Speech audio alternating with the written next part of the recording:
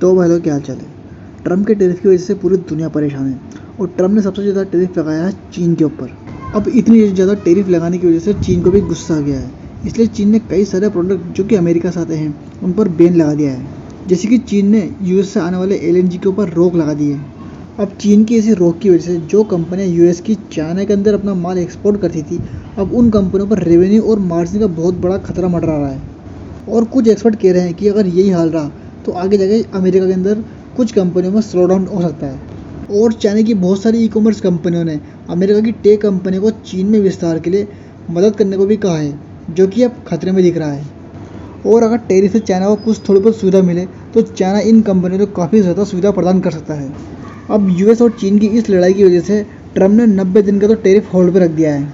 अब इसकी वजह से कई सारे देशों को कुछ समय के लिए थोड़ी बहुत राहत तो मिली है और एक्सपर्ट का कहना है कि भारत जैसे देश पर इस टैरिफ का बहुत ही कम इम्पैक्ट पड़ेगा, क्योंकि भारत एक्सपोर्ट कम करता है और इंपोर्ट थोड़ा ज़्यादा करता है। वैसे तो ट्रम्प ने कुछ सेक्टर को एग्जाम्प्ट रखा है और कुछ सेक्टर पर बहुत ही कम टैरिफ लगाया बाकी देशों के मुकाबले। जैसे कि मेडिसिन वगैरह पूरी एग्जाम्प्ट है, पर मेडिकल इक्विपमेंट पर टैरिफ लगाया गया है। टेक्सटाइल पर टैरिफ लगाया, पर यह चाइना, वियतनाम और बांग्लादेश से काफ़ी कम है। और अभी लेटेस्ट न्यूज़ है कि ट्रम्प ने इलेक्ट्रॉनिक मैन्युफैक्चरिंग सर्विस को भी एग्जाम कर दिया है, जिसमें मोबाइल, लैपटॉप और बाकी छोटे मोटे इलेक्ट्रॉनिक्स शामिल है। हालांकि ये छूट सभी देशों को तो दी गई है, लेकिन चाइना के ऊपर ये स्पेशली बेसिक टैरिफ 20% अभी भी लगा हुआ है।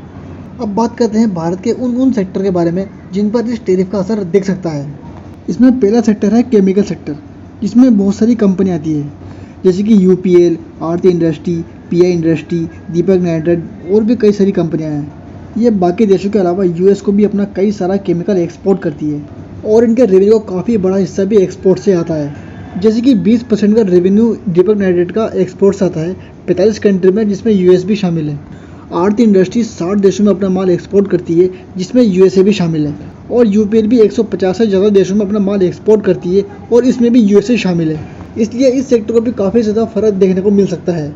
अगला सेक्टर है ऑटो सेक्टर, जिसमें जब टैरिफ अनाउंस हुआ था उसी दिन से टाटा मोटर्स में काफ़ी ज़्यादा गिरावट देखने को मिली थी। अब इस सेक्टर में टाटा मोटर्स के अलावा सोना बीएलडब्ल्यू भी है, जो भी अपना एक्सपोर्ट से काफ़ी ज़्यादा रेवेन्यू करती है। अगला सेक्टर है जेम्स और ज्वेलरी का। भारत कट और पॉलिश डायमंड को सप्लाई करने में सबसे नंबर 1 पर आता है, जिसमें टाइटन तो एक्सपोर्ट करती ही है, लेकिन राजेश एक्सपोर्ट, जिसका सबसे ज़्यादा रेवेन्यू एक्सपोर्ट से आता है, उसमें भी काफ़ी ज़्यादा फर्क देखने को मिल सकता है। अब ट्रम्प का ये टैरिफ कितने दिन और चलेगा ये तो खुद ट्रम्प भी नहीं बता सकते, इसलिए भी फिलहाल उन कंपनियों पर ज़्यादा फोकस करना चाहिए जिन कंपनियों के नंबर आने वाले रिजल्ट के अंदर अच्छे आ सकते हैं। और जिन कंपनियों के नंबर आने वाले क्वार्टर्स के अंदर अच्छे नहीं आए तो काफ़ी सारे निवेशक अपना इन्वेस्टमेंट को शिफ्ट भी कर सकते हैं, क्योंकि इन 5 सालों में इस टैरिफ से प्रभावित होने वाली कंपनियों को काफ़ी ज़्यादा परेशानियों का सामना करना पड़ सकता है। तो बस इस वीडियो में बस इतना ही, बाकी मैं मिलता हूँ नेक्स्ट वीडियो में।